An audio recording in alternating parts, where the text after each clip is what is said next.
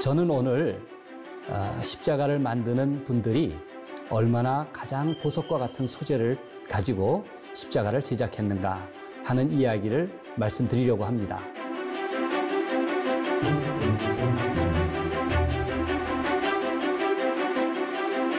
십자가는 우리에게 기도를 일깨워줍니다.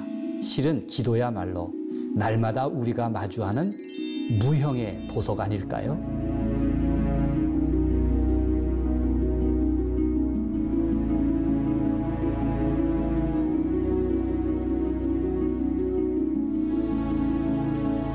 보석은 화려하고 비싼 것만이 아닙니다. 내게 있는 소중한 물건으로 혹은 솜씨로 가난한 마음으로 하나님의 일을 감당할 때 십자가를 빚는 그 마음이야말로 가장 아름다운 보석이 아닐까 생각합니다.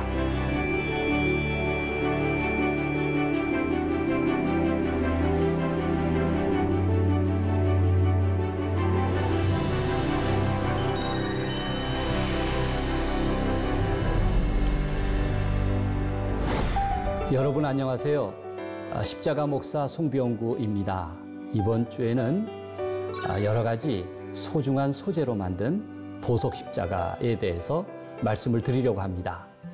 여러분에게 보석은 무엇입니까?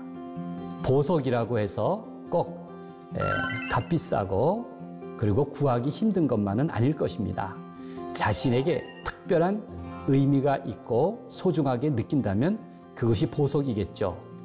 사람들이 자기 자녀 혹은 배우자를 보석이라고 느낄 수 있고 또 빨간색, 녹색의 밑줄이 그어져 있는 여러분만의 소중한 성경도 보석이라고 생각될 것입니다. 물론 저에게는 십자가, 모든 십자가가 보석처럼 느껴집니다.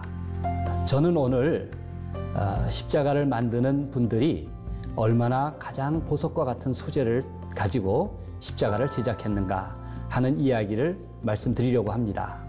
예수님은 하나님 나라에 대해서 말씀하시면서 밭에 묻힌 보물이라고도 말씀하셨죠. 어쩌면은 밭에 묻힌 보물을 캐는 심정으로 자신의 십자가를 만들지 않았을까 그런 생각이 듭니다.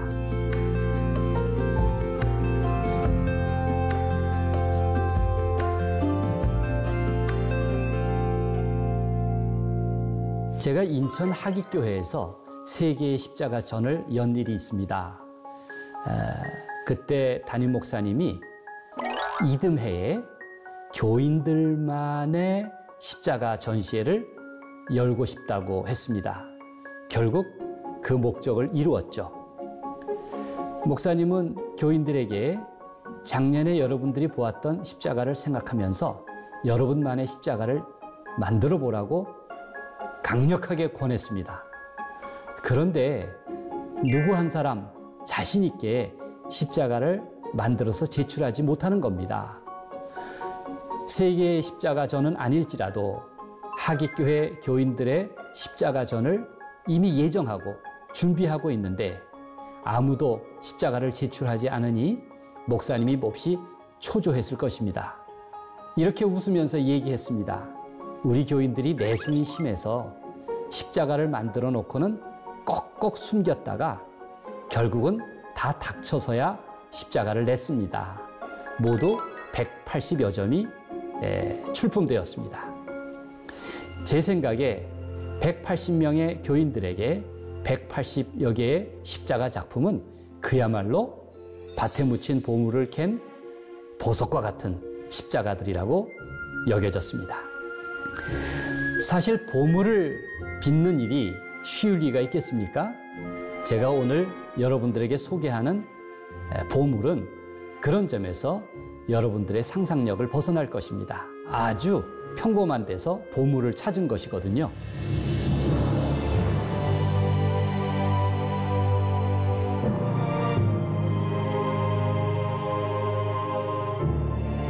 십자가를 수집하면서 보면 사람들이 참 별별 소재에서 다 십자가를 만드는구나 하는 생각이 들었습니다.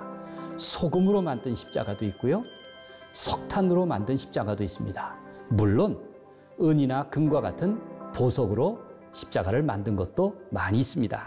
이렇게 자신에게 있어서 소중한 소재들을 통해서 빛나는 보석으로 거듭난 것입니다. 먼저 소개해드릴 것은 이탈리아 베니스의 무라노 보석 십자가입니다. 베니스는 여러분들에게 또 잘 알려져 있듯이 세계적인 관광지입니다. 무려 118개의 섬으로 구성된 물의 도시라고도 하고요. 그 섬들을 400여 개의 다리가 이어주고 있다고 합니다. 그곳에서 가장 큰 명물은 무라노 섬의 보석이라고 볼 수 있습니다. 무라노 섬은 빛나는 돌들로 유명합니다. 이것을 가공해서 많은 보석들, 장신구들을 만드는데 제 눈에는 유난히 십자가가 띄었습니다. 색색의 돌을 가공해서 형형색색의 무라노 보석 십자가를 만들었습니다. 마치 베니스에 흩뿌려진 섬들처럼 빛나고 아름답습니다.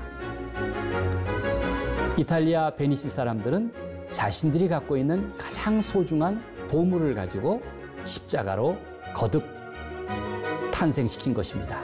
그런 점에서 빛나는 보석 십자가입니다.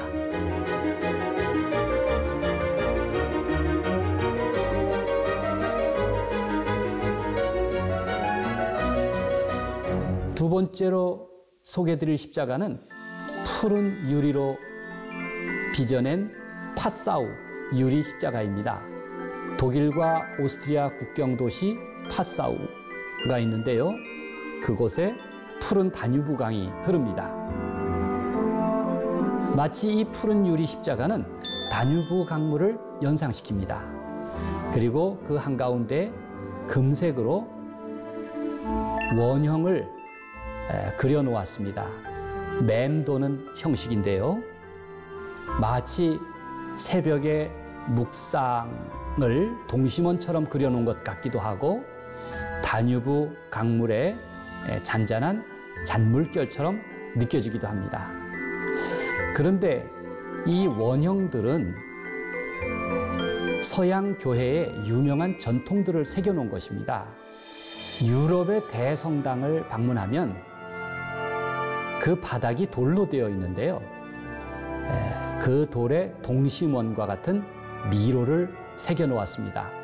멀리서 찾아온 순례자들이 그 미로를 무릎으로 기어서 성당 중심으로 가는데요. 그것을 기도 십자가라고 합니다. 이 파사우의 푸른 유리 십자가는 바로 기도하는 모습을 새겨놓은 것입니다. 십자가는 우리에게 기도를 일깨워줍니다. 실은 기도야말로 날마다 우리가 마주하는 무형의 보석 아닐까요?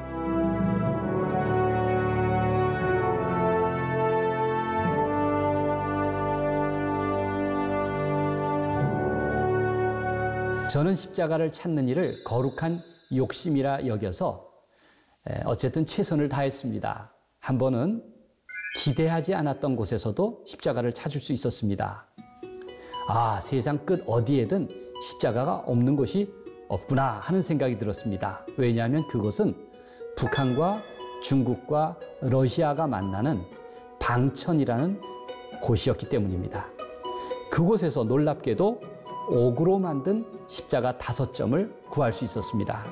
새끼손가락보다 더 가느다란 옥에 무척 섬세하게 예수님의 십자가에 매달리신 모습, 곧 십자고상을 형상화한 것입니다. 과연 누구 작품일까? 이렇게 값싸게 내놔도 되는 것일까? 제가 고민하면서 또 두근두근 거리는 심정으로 그 십자가를 구입했습니다. 가장 좋은 보석으로 예수님의 십자가를 빚은 정말 기분 좋은 십자가였습니다. 귀한 마음, 저를 설레게 하였습니다.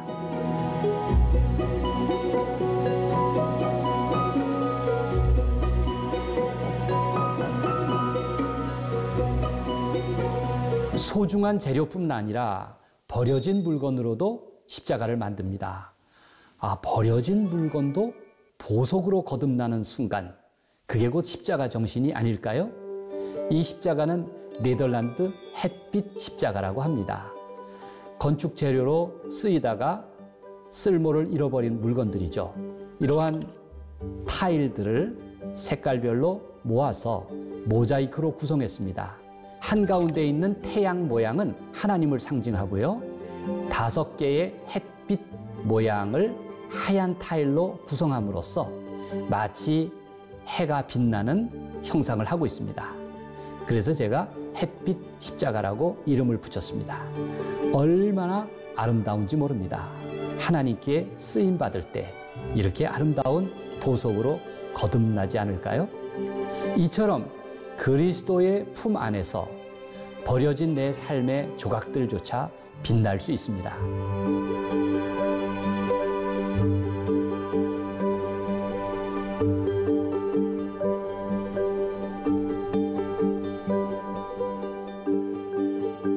보석은 화려하고 비싼 것만이 아닙니다.